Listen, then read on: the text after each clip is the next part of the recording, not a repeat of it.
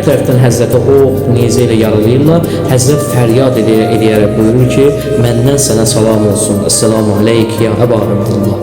Həzrətin bu sözünü eşidir və Həzrət İmam Hüseyin əleyhissalam onun yanına qaçaraq gəlir. Mübarək başını qucaqlayır və buyurur ki, Əl-an inkəsərə zəhri, indi belim sındı və çarəm azaldı və düşmənin dili açıldı. Rəhman və Rəhim olan Allahın adıyla salam, əziz dəyərli dostlar, hər birinizi salamlayıram. Bu günləri Həzrəti Əbəlfəzl Abbas ağanın mövlud günüdür və İstəyərdim ki, Həzrəti Əbəlfəzl Abbas haqqında məlumat verəm. Qəmər-i Bəni Haşim ləqəbi ilə tanınan Həzrəti Əbülfəzl İbni Əli əleyhissalam hicrətin 26-cı ilində Şaban ayının 4-də Mədinə şəhərində dünyaya göz açıb. Həzrəti Qəmər-i Bəni Haşim, yəni Haşimin nəslinin ayı ləqəbi ilə məruflanıb, məşhurlaşıb. Atası Allahın höccəti Əli əleyhissalam, anası isə xanım Ummul Bənindir. Əsl adı isə Fatimədir. Xanım Fatimə Zəhra salamullah əleyha dünyasını dəyişdikdən sonra Həzrəti Əli əleyhissalam qardaşı Əqilə onun üçün bir xanım tapmasını ona tapşırır və Əqil isə bir neçə axtarışdan sonra Bəni Kilab qəbiləsindən olan bir xanım tapır. Çünki Həzrəti Əli əleyhissalam bəyan edir ki, elə bir xanım olsun ki, onun nəslindən şücaətli övladlar dünyaya gəlsin. Əqil bu axtarışı etdikdən sonra xanım Ummul Bənini tapır və onun adı Fatimə olur. Həzrət Əleyhisselam onunla ailə həyatı qurur və onunla evlənir və ondan 4 dənə Həzrət Əleyhisselamın övladı dünyaya gəlir ki, onlardan biri də Əbbas olur, yəni Həzrəti Abbas. Həzrəti Abbas qaşqabaqlı, qəvi mənasındadır. Həqiqətən də qəddi qamətli biri idi Həzrəti Əbülfəzl Abbas. Hətta tarix yazır ki, məktəllər yazır ki, Həzrəti Əbülfəzl Abbas atın belinə əyləşəndə ayaqları yerə dəyərdi. Uca, qamətli, gözəl bir simalı bir cavan idi. Təbii ki, İmam Həsən və İmam Hüseynin ata bir, ana ayrı qardaşı hesab olunurdu, amma İmam Həsən və İmam Hüseynə daima onları hüccət sayardı, daima. Bundan əlavə Həzrət Əbülfəzl Abbas özündən başqa 3 qardaş, yəni 4 qardaş birgə Kərbəlada iştirak ediblər. Həzrət Əbülfəzl Abbasın övladları da vardı və övladlarından nəsli özündən sonra davam elədi və hətta onun övladlarından sayılıb seçilən nəsillər meydana gəldi. Cəfər Sadiq Əleyhisselam buyurur ki, bizim əmmimiz Həzrəti Əbülfəzl Abbas, Əbülfəzl Abbasın dolğun təfəkkürü, geniş baxışı və güclü imanı var idi. O, İmam Hüseynlə birgə zalım Yezidə qarşı sonadək mübarizə apardı. O, Həzrətin yolunda canlı fəda edib şəhid oldu. Bundan da əlavə Həzrəti İmam Səccad əleyhissalam buyurur ki, Həzrətin barəsində Həzrəti Abbas təlim görməmiş alim idi. Çünki o, ilahi ilmin mənbəyi, Həzrəti Peyğəmbərin varisi və vəlisi Həzrəti Əlinin, həmçinin behiş cavanlarının ağaları olan Həzrəti İmam Həsən və İmam Hüseynin elmindən faydalanmışdı.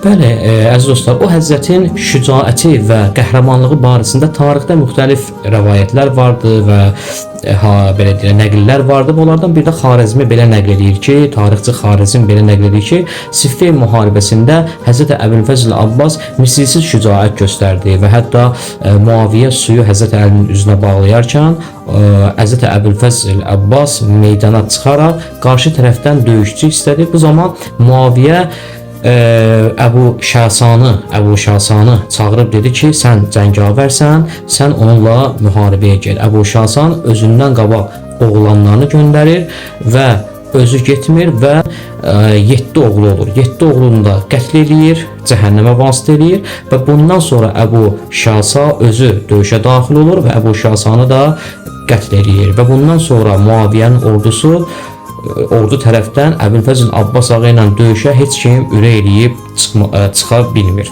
Əziz dostlar, Kərbəla şəhidləri arasında da ağa yüksək məqamı ilə ad qazanmışdı. Həzrəti Əbülfəz ömrünün sonuna qədər Həzrəti İmam Hüseyn əleyhissalamın yanında olmuşdu və qəhrəmancasına Həzrəti İmam Hüseyni müdafiə etmişdi. Hətta Əhl-i-Beyt xanədanına, Bəni Haşimə su gətirərkən Fərat sahilində şəhadətə yetişmişdi.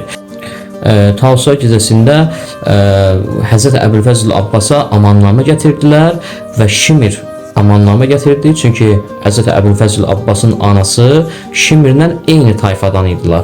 Və bu nöqteyi nəzərdən o amannaməni ki gətirir ki, hardasa uzaqdan uzağa qohumluqları çatırdı ana tərəfdən. Şimr amannaməni verir, deyir ki, sən bu amannaməyə əsasən azadsan, gedə bilərsən, hara istəsəz gedə bilərsiniz, siz toxunulmazsınız. Amma Həzrət Abbas ağa bu amannaməni cırır və bu amannaməni rədd edir.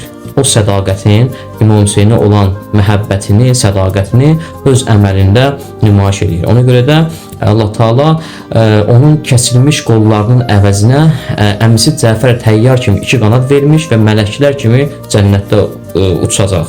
Onu Allah Taala yanında elə bir məqamı vardır ki, qiyamət günündə bütün şəhidlər ona qibtə eləyəcəklər. Həzrət Əbülfəz haqqında da buyurur. Buyurur İmam Sadiq Əleyhisselam ki, ilahi, haramları sənin haqqında halal bilən və səni öldürməklə İslamın hörmətini tapdalayanlara Allah lənət eləsin. Əbülfəzl Əleyhisselamın Kərbəladakı qəhrəmanlığı barəsində təbəri də yazır. Yazır ki, Məhərrəm ayının 7-sində Həzrət İmam Hüseyn ordusunu mühasirəyə alaraq suyu onların üzərinə bağladılar və Əbülfəz su gətirmək üçün İmam Hüseyndən icazə alaraq 30 atlı və 20 piyadə və 20 su tuluğu ilə Fərat çayına tərəf yollandı. Çaya yetişdikdə suyun qarşısını kəsən düşmən qoşunu ilə rastlaşdı və bir dəstə onlarla vuruşdu və vuruşduqdan sonra suları doldurub oranı tərk elədi və döyüşçülər arasında öz şücaəti ilə Abbas düşmənin gözünü elə qorxutmuşdu ki, heç kim ona yaxınlaşmağa cürət eləmirdi və buna görə də Həzrət Əbülfəzl Abbasın belə bir ləqəbi də var idi ki, o ləqəb də Səqqa ləqəbi idi. Yəni Hüseyn Əleyhisselam üçün su gətirməyə gedəndə suyu alır ovucuna ki, bəzi tarixçilər bu cür yazırlar. İçmək istəyəndə İmam Hüseyn yadına düşür, suyu atır bir kənara, suyu içmir. Adı budur ki, bir mənada bu cür deyirlər ki, Səqqa, yəni su paylayan mənası bundan ibarətdir ki, çünki hər bir belə deyək tayfada su paylayana deyərdilər Səqqa su paylayan hər bir insanı su paylayandan sonra ən axırıncı suyu özü içərdi. Bir mənada bundan ibarətdir. Təbii ki, bunların hər biri var tarixdə və keçmiş tarixi biz mənbələrə baxsaq, məktəblərə baxsaq, rozalara baxsaq, mərsilərə baxsaq, bu haqda işarələr vardır və bundan da əlavə Aşura gecəsi Həzrət İmam Hüseyn Əleyhisselam öz xeymegahında ibadətlə məşğul olanda Həzrət Əbülfəzl Abbas onu hifz etmiş və daim Əhl-i Beytin xidmətində dayanmışdı. Və Əbülfəzl Abbas həmən gecə qardaşlarına xitab edib buyurdu. Bu gün elə bir gündür ki, gərək cənnəti satın alaq və canımızı İmam Hüseynə fəda edək. Bunu ona görə etmirik ki, o bizim qardaşımızdır. Yox, Həzrət İmam Hüseyn Əleyhisselam Allahın yer üzündəki höccətidir. Bunu eşidən İmam Hüseyn buyurdu, ey qardaş, aləmlərin Rəbbi sənə əcr versin. Bəli, əziz dostlar, Aşura günü Haqqın bayrağı Əbülfəzl Abbas imamın göstərişi ilə meydana gedən şəxs oldu, son şəxs oldu və bütün səhabələr, necə deyərlər, meydana getmək üçün Həzrət İmam Hüseyn Əleyhisselamdan icazə aldıqları halda Həzrət Əbülfəz İmam Hüseynin əmrini gözləyirdi.